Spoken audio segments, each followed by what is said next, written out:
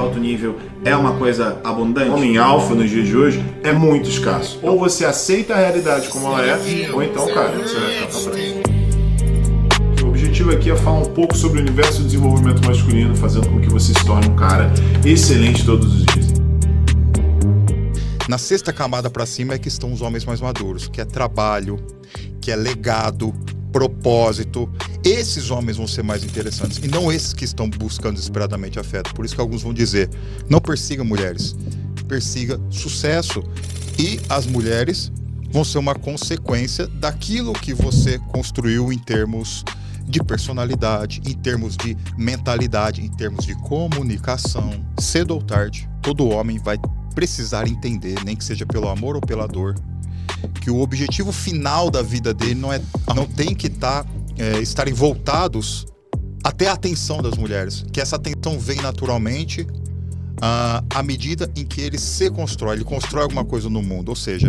Então, sobre o seu livro, que foi a primeira pergunta que eu anotei aqui a respeito de tudo isso, é por que a fraqueza masculina não é tolerada? Por quê? De onde vieram, né, essas frases, né? Fraqueza masculina tolerada é uma frase forte. Dentro lá da minha página, gerando conteúdo, eu tentei resumir algumas questões mais profundas em frases que são como se fossem mantras ou princípios, né? E os seguidores repetem isso. Sempre quando eles vão comentar alguma coisa, eles repetem na pergunta do cara, fraqueza não é masculino não é tolerada. Orlando, eu descobri isso na prática, fraqueza não é tolerada. Muita gente confunde, Luiz, quando a gente diz assim, que fala, então você quer dizer que o homem, ele tem que ser infalível, ele tem que ser invencível, ele tem que ser de aço. Não, o que eu chamo de fraqueza, na verdade, Luiz, é um comportamento débil, um comportamento vitimista, ressentido, onde um homem adulto se coloca como um bebê. É diferente de um momento de vulnerabilidade, por exemplo, uma doença, um desemprego, um rompimento de um relacionamento, que eu prego para os homens. Todos nós passamos por esse momento de vulnerabilidade, mas como que você vai passar? Então hoje um sujeito que ele se coloca extremamente frágil, sensível, carente, parece que a vida é sempre o ameaça demais, ele não tem força de ir para a vida. Então esta fraqueza não é tolerada geralmente nem pelos outros homens, pelos seus pares, e ele também costuma ter grandiosos insucessos na relação com o feminino, porque simbolicamente esse feminino espera do masculino, pelo menos no mundo adulto, condutas que são opostas a uma fraqueza que é contínua. E muitas vezes esse cara aprendeu a agir assim de uma maneira mais fraca para receber atenção. Então, nesse sentido, eu procuro trabalhar com esses caras e dizer, olha, há uma força em você que você deve deixar vir à tona por meio de uma postura forte e equilibrada. Se você quer ser respeitado, você vai ter que agir assim. Você não vai ser respeitado porque você está pedindo, implorando, chorando. Se você quer ser amado, desejado, você vai ter que se posicionar dessa forma, porque a mulher não vai... E por que você acha que os caras... O que levou... Que eu concordo plenamente com tudo que você está falando. Mas o que você acha que levou muito do que a gente vê hoje desses caras que basicamente se mostram... acreditam que são virtuosos por serem fracos? Sim. O que você acha que atrelaria as maiores razões para muitos desses caras terem esse tipo de comportamento hoje? Se a gente pudesse resumir, seria falta de referência. Então, essa geração mais jovem, não é? Eu me incluindo, pelos caras de 40, né? 40, 30, 20, a gente não teve ou teve poucas referências masculinas do cara ensinar para nós, homens devem se portar assim, ou ser um exemplo daquilo de como o homem deve se portar. Então, como vai dizer o Dr. Robert Glover, autor do livro Não Mais o Cara Bonzinho, nós acabamos nos tornando homens criados tão somente num universo feminino, maternal, buscando desesperadamente a aprovação das mulheres. Então, muitos de nós têm esse modo de comportamento e a gente não teve referências de homens mais fortes que nos empurraram para a vida. Então, nossa geração tem sofrido muito. Muitos acabam não tendo pai, né? Não tendo um professor, de repente, de algum esporte. Exatamente. E hoje, aí vem a internet, vem as redes sociais, vem uma espécie de ambiente cultural virtual que vem e reforça isso, chamando tudo aquilo que é masculino de tóxico Ou seja, você está jogando fora o bebê com a placenta junto. Sim. Então, trabalhos como o nosso, talvez, ele vai separar. Não, peraí, isso daqui é a placenta, ok, mas você não pode jogar fora o bebê também. Tem núcleos importantes aqui que precisam de serem preservados e lembrados, porque a nossa civilização chegou até aqui por homens assim. Então a gente precisa reverenciar e tomar esses homens como referência. Então eu percebo que muito dessa geração mais jovem, né, 20 e poucos anos, eles estão desesperados, perdidos, buscando né? Uma referência. E aí é uma parada que você fala que eu achei muito interessante, que você fala sobre o homem ser um vetor de ação no mundo. Exato. O que isso quer dizer? Essa é uma frase que foi inspirada em um livro do David Deida chamado Caminho do Homem Autêntico. Então lá ele vai dizer algo mais ou menos assim: cedo ou tarde, todo homem vai precisar entender, nem que seja pelo amor ou pela dor, que o objetivo final da vida dele não é arrumar uma namorada. O objetivo final da vida dele precisa ser algo que é maior, e a mulher é uma consequência boa daquilo que ele construiu para o mundo.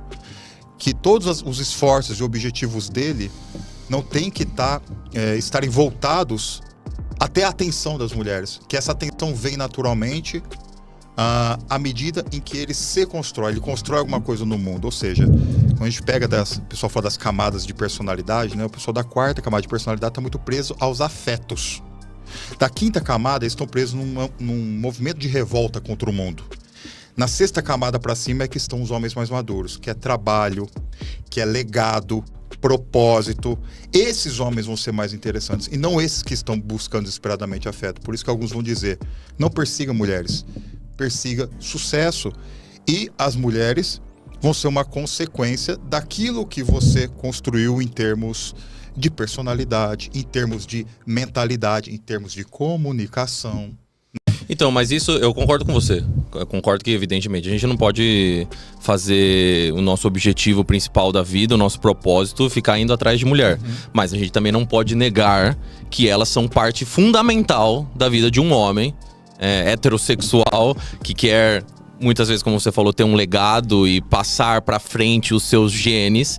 E aí eu queria saber a sua opinião sobre isso. Eu vejo que aí nessa linha de raciocínio que você acabou de falar, tem muitos caras que aquela ideia que eu falo assim: foca em você, foca em você, foca em você.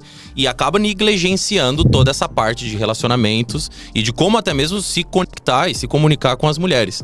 E aí, muitos desses caras se encontram perdidos no meio desse tiro cruzado. Tá, eu devo focar em mim, nas minhas habilidades, no meu trabalho. Só que, claro, dentro de mim eu ainda quero ter relacionamentos, eu quero ter mulheres na minha vida. E aí eu vejo que tem muito cara perdido nessa, que ele se culpa até mesmo por desejar estar com mulheres. Como que você vê essa parada dos conteúdos desses caras? Essa é uma dificuldade da geração do nosso conteúdo. O cara vê preto ou branco, 880. Ele não consegue ver os tons de cinza. Quando eu falo que o vetor do homem é o mundo, muitos caras falam: tá, mas e agora? Eu não vou nem olhar. Não, não é isso.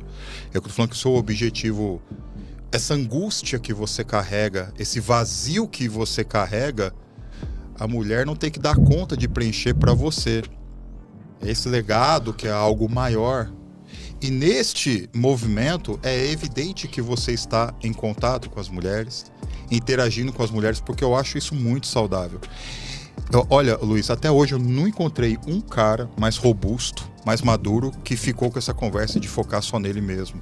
Porque quando o cara traz essa conversa, foca só em você, não se importe com as mulheres, ele está sendo movido por medo ou ressentimento. É perfeito. São dois motores que eu tento retificar nos caras. Não, cara, você não deve agir por medo e nem por ressentimento. O que a gente vê muito no meio de desenvolvimento pessoal masculino é imaturidade, é ressentimento e é medo de se machucar, Sim. medo de ser ferido, medo de ser enganado, medo de ser traído. Eu falo, cara, aí eu devolvo pro cara: ninguém construiu nada agindo por medo. E nesse lugar os caras ficam muito pesados, muito ressentidos, né? Então o cara ele tem que ter, e você trabalha muito com isso, essa leveza, esse traquejo. Sim. Isso eu acho, deixa eu falando em off, né? O tanto que eu acho isso importante. Então, só para esclarecer para os caras, né, que quando a gente fala de vetor, é que a busca principal dele não é ter colinho da mulher porque ele é um menininho. É interagir com a mulher de igual para igual e não esquecer que ele tem algo a entregar para o mundo, algo a construir para o mundo. que é tão grande e importante quanto um relacionamento. A minha questão é muito mais quando o cara ele volta totalmente esse vetor. E olha que interessante, não é só mulher. O que eu percebo dos caras que mais sofrem é uma busca por atenção e afeto que são muito... É uma busca enorme, porque ele tem um vazio enorme. É com esse cara que eu tô tentando falar sobre vetor. Porque toda essa busca dele vai ser infrutífera, porque ele vai exigir demais de uma mulher e não vai entregar leveza.